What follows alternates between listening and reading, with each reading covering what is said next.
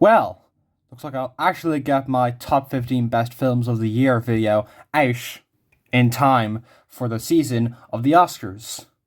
Which last time I didn't, but that doesn't matter. As long as I get my top 15 list out of the way before she releases, then I don't care. Anyways, 2025 certainly was a year. There were good times, bad times, and even a better. Oh no. With that said, one thing that I have improved on is what films I watched. Not only in terms of films I've never seen before from all sorts of decades, but also films that came out the year I watched them. In 2024, I watched a pitiful 10 movies that were from 2024, most of which were animated. You can see in my thumbnail for that video. I was missing out on some genuine masterpieces because I wanted to talk about bad movies, but not this year.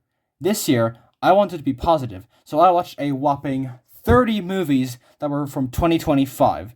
They went from animation to live action, mainstream to foreign, long to short, you name it. It was a great year for me when it came to recent films. There are 30 movies, and I'm not talking about all of them. So I'm talking about a nice evenly split 15 movies, the 8 out of 10s and above. With that said, I'll quickly skim through the bottom 15 before getting to the cream of the crop of 2025 for me. Starting with Smurfs 2025 at number 30. Oh my god, they're still making Smurfs movies in the former year of our Lord 2025? This film sucks. Everything about it that I said in my top 50 worst films video applies here. You should go check that out. Anyways, my opinion has not changed because I've not seen that movie since then. This film sucks. This franchise sucks. Stop making Smurfs movies, Hollywood. It's not going to work. 1.5 out of 10. Number 29. Lilo and Stitch.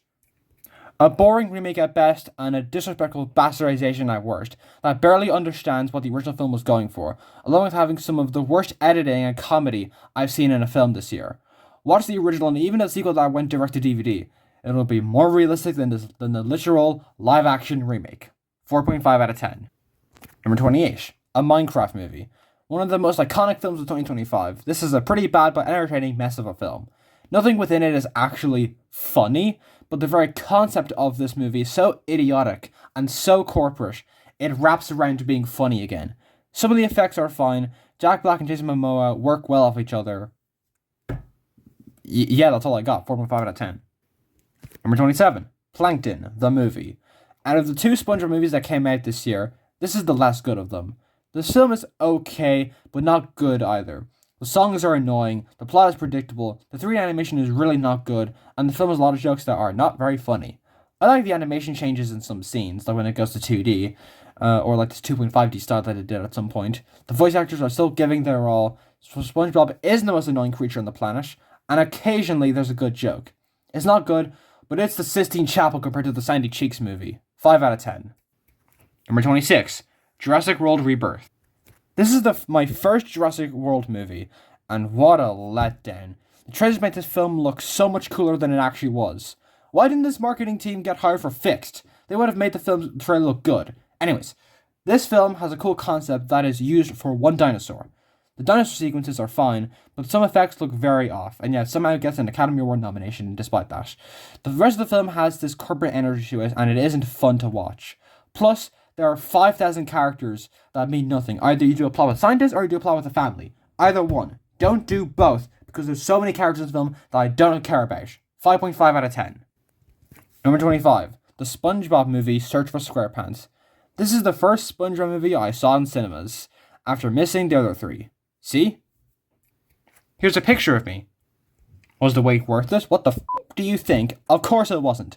Ice Spice was in this movie, and at the end credits, there was a song by Ice Spice. Don't the kids love Ice Spice? Isn't she so cool? Biggest disappointment of the year for me. 5.5 out of 10. Number 24. Happy Gilmore 2. Not good, but it's decent. There are some good jokes, but it is a slog to get through. It's overly long, overstuffed with cameos of people I don't even recognize, and features a plot that did not need to be as detailed as it was. Happy Gilmore's plot was simple. Why couldn't the sequel follow in his footsteps? 6 out of 10. Number 23. Elio. Out of Pixar's catalog in 2025, this is the weaker thing. And yes, win or lose, got zero attention, except for someone who doesn't know how to review things. Doug Walker, the show was right there for Disney December, god damn it. I'm getting sidetracked. This film is fine. A bit generic, but has great animation, likable enough characters, a beautiful score, and Glorden. That guy. Who doesn't love Glorden? For 6.5 out of 10. Number 22, A House of Dynamite. This film has a cool concept and a great first act, but then what the film is actually about tears it down a bit. It's still well directed all the way through, minus the ending. I won't spoil what it is, but let's just say that it leaves much to be desired. 7 out of 10. Number 21, Brick.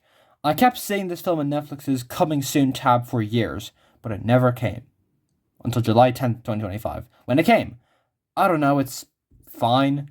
It's a good thriller with a cool concept and good direction, but it has very annoying characters and it is quite boring. The twist ending was cool at least. 7 out of 10. Number 20, Dogman.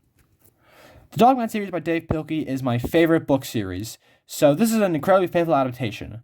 The film itself is just fine. It's a pretty good kids movie, but not much more. Unlike Holes, which is a very compelling movie which you look a lot into, Dogman is a simple story, so there's not really much to say. Watching this in cinemas with my dad was not a fun experience, mostly because I'm almost an adult. 7 out of 10. Number 19, Wolfman. Going from one dog-like man movie to another, I watched this solely because I knew that Leigh Whannell's previous film, The Invisible Man, was acclaimed. This is a pretty good horror film. I don't get why people complain about the titular monster design. It reminds me of how The Fly made the monster look like a disgusting abomination, rather than a normal dude with a fly head attached to his own head. 7.5 out of 10. Number 18, Mickey 17. Parasite is far and away Bong Joon-ho's best film, so anything else he makes looks inferior by default. This is that movie. It feels like it's talking about the same things as Parasite did, but with less nuance and subtlety. This film is about a soul as a brick to the head. It's still quite good and funny. There's also a character named Kai, which is pretty neat. 7.5 out of 10. Number 17, Jay Kelly. Of Adam Sandler's 2025 fare, this was certainly the better film. It's also still not great. A lot of the film feels a bit egotistical and self-pity-like, in a way. Adam Sandler's performance and character were the best parts of the movie for me, and a lot more interesting than the titular Jay Kelly. The ending was still pretty good. I was hoping for Adam Sandler to get an Oscar nomination, but alas, we still have to wait a little bit longer for Academy Award nominated Adam Sandler, which would be very funny to see. 7.5 out of 10. Number 16, F1, or F1 the movie. Barely missing out of the top 15 and the 8 out of 10s is F1. This is a technically impressive movie, which deserves some awards at the Oscars. Not Best Picture nomination, Jesus no. The editing, sound design, and score all help this film greatly. It's when the characters start opening their mouths that the film falls apart. It's still quite good and deserves some awards praise. Not Best Picture praise, but some awards praise. 7.5 out of 10. Anyways, on to the top 15. Number 15. K-pop Demon Hunters. This is easily the most popular film of 2025. This film was critically acclaimed and loved by everybody. What do I think of it? I mean, it's an 8 out of 10 for a reason. It's a great film, featuring kick-ass songs that still slap after 6 straight months of playtime. Seeing Golden on TV on MTV was f***ing crazy. Insane animation, great voice acting, and amazing editing and cinematography. My main problems lie with the characters and story. I mean, they're not bad. I love the characters, but Zoe and Mira are sidelined hard for Rumi and Jinu. However, they're still likable characters at the end of the day, so it's not that big an issue. My biggest problem is the story. There are a couple plot holes that don't make a lot of sense. The biggest one being with Celine, which I won't spoil, but it's really stupid. The twist in the first 15 minutes is pretty shocking and caught me off guard when I watched this film on June 20th. Yeah, that's right, bitches. I'm one of the first people who watched this movie. I think, maybe, probably, sort of, not really. Anyways. The twist is cool, but the second it happened, I realized, oh, God. This is going to be a predictable as hell film, isn't it? And alas, it was. I called so many moments, to the point where it was kind of annoying. Don't get me wrong now. This is still a great film, and there are some issues that I can't overlook. But I'm glad this is as loved as it is. I just couldn't get into it that much. Number 14. Fixed. Oh, Fixed, my old friend. I know this seems pretty outlandish, ranking the literal f***ing dog movie above the most acclaimed animated movie of 2025. But Hear me out, okay? I just kind of love it more. And then don't get me wrong, it isn't perfect at all. The comedic writing ranges from okay to genuinely reprehensible. Like, yes, movie, I do indeed want to see a dog orgy. I get that's R rated, but that doesn't mean I have to like it. Aside from that and the messy story, I love this one. The animation is beautiful, the characters are charming, the message is actually pretty good for a raunchy adult animated black comedy. The dark humor can be damn hilarious. The voice acting fits well, and the score is very funky and cool. I can't recommend it in good conscience, but if you really know what you're getting into and like Genndy Tartakovsky, I do recommend it. Go watch my review if you want to hear more. Number 13. Tron Ares. Guys, it's not that bad.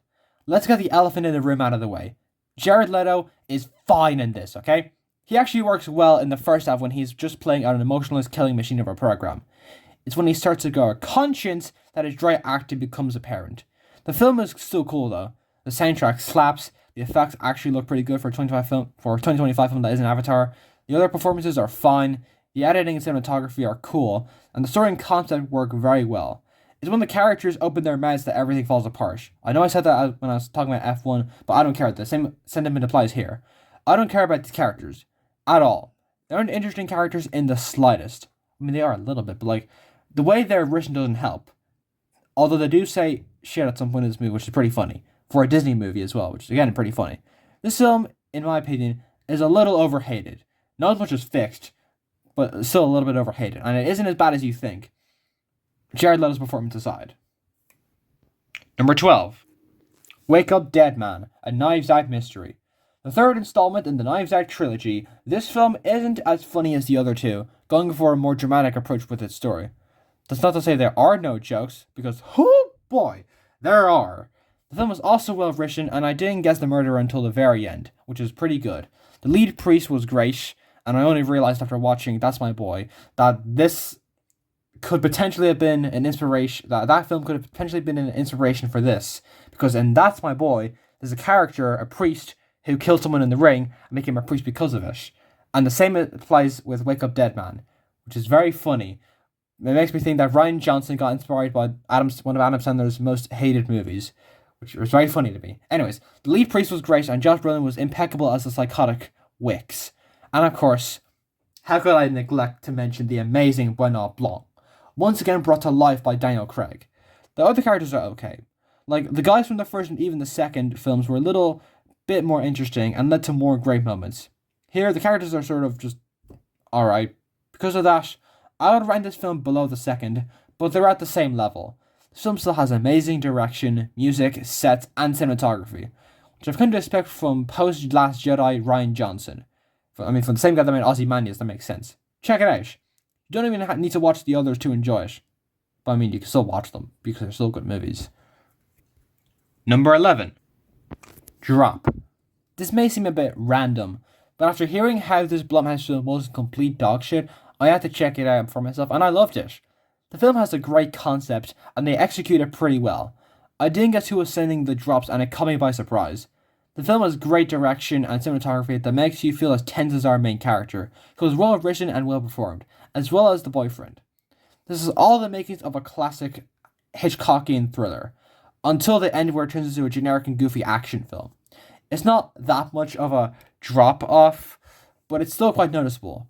I also don't like the score, and some lines sound dumb, but like, I don't know, man, this is just a great film. It's not like that deep. If you like thrillers, I recommend it. Number 10. The Bad Guys 2. I know this seems a bit random maybe to put this film in the top 10, and it also seems like that I'm going back to my old ways. However, not to spoil the rest of the list, this happens to be the last animated film on the list. Yeah, the rest are live action films. That's what I call a sign of improvement. I mean, I probably could have watched Lost in Starlight, probably would have ranked higher Arco, or the new Demon Slayer movie, or Neja 2. The takeaway of this joke is that I need to watch more foreign animated films.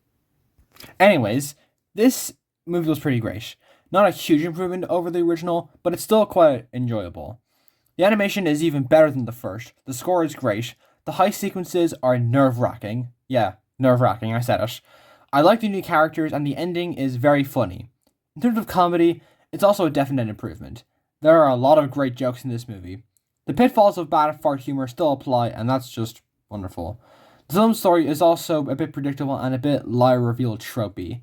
It isn't that much of a problem. I mean, it's at the top 10 for a reason. But I thought it was a worthwhile watch. Number 9. Last Breath. This is a intense nightmare of a film. Being based on a true story, I didn't want to look up if the main character died, and I think that's the best way to go in when watching this film. Along with the direction, editing, and score being great, it's well performed and has a great story. My main gripes are with the score and the characters. There are some predictable elements with certain character arcs, particularly David's. Tell me if you heard this one before. David is an egotistical, cold and sheltered person who is more focused on his job than his family and isn't friendly to Chris. Can you guess what his arc is going to be? I know I'm repeating my YouTube community tab review of this movie word for word, but it's been 6 months since I've seen this guy. Give me a damn break! The score is also a bit generic. Wait. Did I actually just say that the score was good and then I should say it's generic? I'm a professional film critic. As opposed to what I said in my own script, the score is great. And this is still a greatly intense film that I recommend, particularly if you enjoy old school thrillers. I haven't seen the documentary of Last Breath, but it's probably better than this. Number 8. The Phoenician Scheme. This was the first live-action Wes Anderson film that I've seen. God, how I've been missing out. This is a very funny movie that also doubles as being genuinely sweet and sincere, once you take out the constant deadpan acting and writing. As per usual with Anderson, the cinematography, editing, score, sets, and costumes are all on point, and the performances are great as well. The side characters are pretty pointless, as are the vision scenes, but this film is darkly funny, yet oddly charming in a way that makes this your first. I'm speaking complete gibberish. But this is a darkly funny yet oddly charming film that shouldn't be your first Wes Anderson film. If you want to get into him, start with The Royal Tenenbaums or Fantastic Mr. Fox. I haven't seen The Royal Tenenbaums, but I've heard it's a banger. As is this. Number 7. The Lost Bus. Now we're on the 8.5s out of 10. And as we come kicking, or in this case, driving. Anyways, Paul Greengrass strikes again with a slam hit. The Lost Bus, like his other true story movies, is a tense, nightmarish, and literally hellish descent into madness and pure depression. Maybe not pure depression, though it isn't as dark as Bloody Sunday, 22 July, Captain Phillips, or God forbid United 93. It's still intense as hell. This film has well-directed action sequences, good performances, likable characters, a good score, great cinematography and editing, and a very hopeful message. The film's main issue is with the pacing and effects. I don't know, the effects look decent, but some shots look very fake. The film also has a lot of slow moments. Not that it's a bad thing, but they are slow moments, with a capital slow. Overall, I still recommend this film, as it will certainly give you nightmares, which is the classic Paul Greengrass way. Number 6. It was just an accident. Oh my god, 4 films in a top films of the year video. I'm finally a true cinephile, you guys! Anyways, this film and the very next one prove that other countries are making better films than what Hollywood's putting out. Mostly. Apparently, this film is a dark comedy while also being a thriller.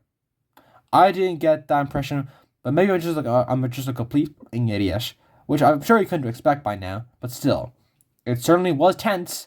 The story is well thought out, and there are a lot of scenes of characters just talking to each other, but the conversations about what to do with this guy are so well written and full of irony and message and subtext. It's crazy. The performances are also great. The cinematography and long shots are impressive. The editing is great, and the ending is both terrifying and very funny. My main gripe is with the lack of score. This film isn't a film that needs a score necessarily, but some scenes feel pretty empty. That's my only major problem, as this is a great film from Iran that shows that there's more to cinema than just Hollywood, as the next film also demonstrates. Number 5. No Other Choice. South Korea strikes again, although unlike Mickey 17, it's actually subtle sometimes. This is a great, darkly funny, but also thoughtful and compelling thriller. It discusses the issues of employment in South Korea while also being very funny as well. The direction and editing are great, the score is tense, the performances are well done, the characters are interesting, the film is also well shot as well, and the transitions, man, the transitions are so awesome. They're absolutely amazing. The pacing can drag in some scenes, but not by much. I also think that some plot lines feel unresolved, but they aren't big issues. If you want to watch more foreign films, this is a great start. Start. I don't know why I became British there for a second, but it happens. Well, this film and It Was Just an Accident are good starts to watching more foreign films. I think this should be the winner of the Oscar for Best International Feature, even though I know it's going to go to sentimental value. And also, I wrote this. Can you tell I wrote this before the Oscar nominations came out because this film was not nominated in any way whatsoever. 0 nominations. Isn't that great? I love the Oscars. Aren't the Oscars so cool? Can you tell I'm being sarcastic? Is my performance too subtle to make you think that I'm being sarcastic, that the Oscars are a stupid ceremony that shouldn't be watched by anyone else because it's a really stupid ceremony that I think is really stupid? Anyways, next movie. Number 4. The Roses. Hell yeah, I'm putting this higher than all these other movies. Though this isn't as funny as the original, this is still quite a great remake, offering a sense of pure meanness that I haven't seen in a long while. The performances are great, the characters are hilariously mean-spirited, the editing and cinematography help the comedy be even funnier than it already is, and, like the original, the themes of divorce and failed marriages are still compellingly hilarious and hilariously compelling. My main gripes are with the direction, which feels a bit generic in a way. I much prefer the more gothic direction of the Danny DeVito classic, and the meanness factor is also a big issue. It feels a bit more sincere than the first, but I much prefer the darker, meaner, and more sadistic nature of the original. I guess it was done to make this stand apart from the original, and it isn't that much of a problem, but it's definitely more of a personal preference than an actual issue. Despite that, the ending is still hilarious and quite cathartic, which, to me, makes this a worthwhile remake of a darkly comedic classic. Watch the original, obviously, but give this a watch as well. God knows it's better than the other remakes this year. You know who I'm talking about. Excuse me? Number 3. Frankenstein. Now we're on to the 9 out of 10s. This, along with Wake Up Dead Man, I didn't go see in cinemas.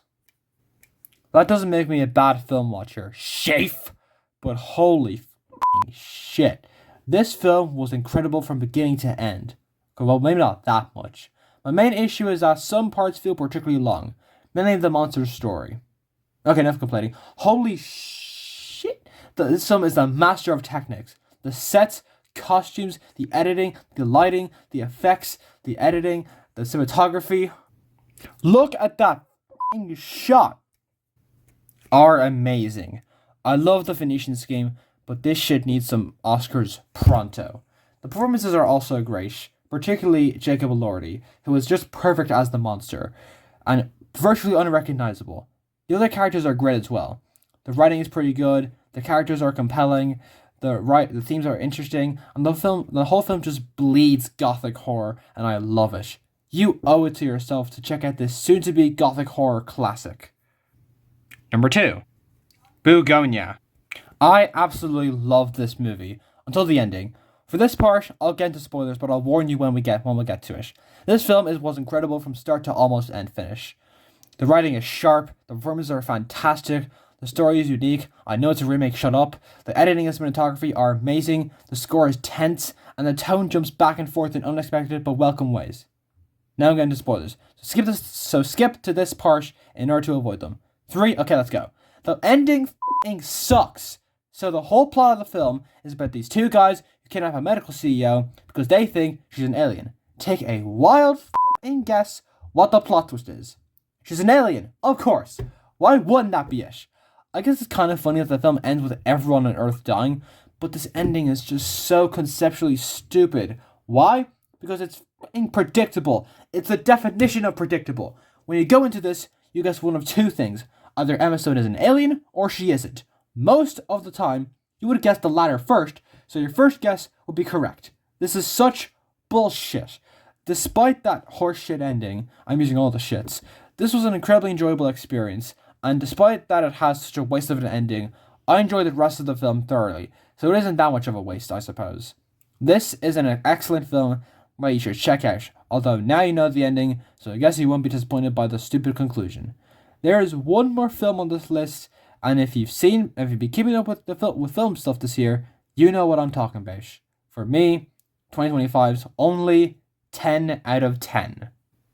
And my number one favorite film of 2025 is One Battle After Another. How many of you assumed that Mario Supreme would be first place? Be f***ing honest.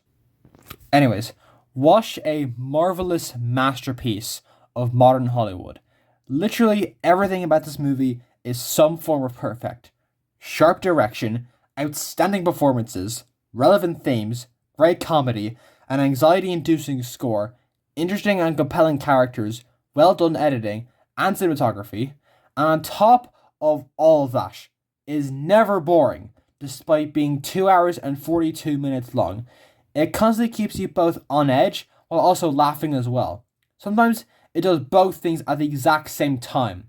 If I had to point out any criticisms, it's that a certain character feels very underutilized. I'm avoiding spoilers because unlike Begonia, you won't feel disappointment for a second watching this movie.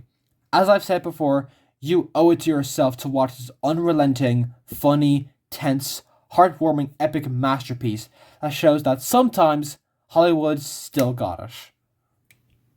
Anyways, hope you enjoyed the list. There were some films that I missed out on that I wanted to watch, like Rental Family, Neja 2, Eddington, Sentimental Value, and so on and so forth.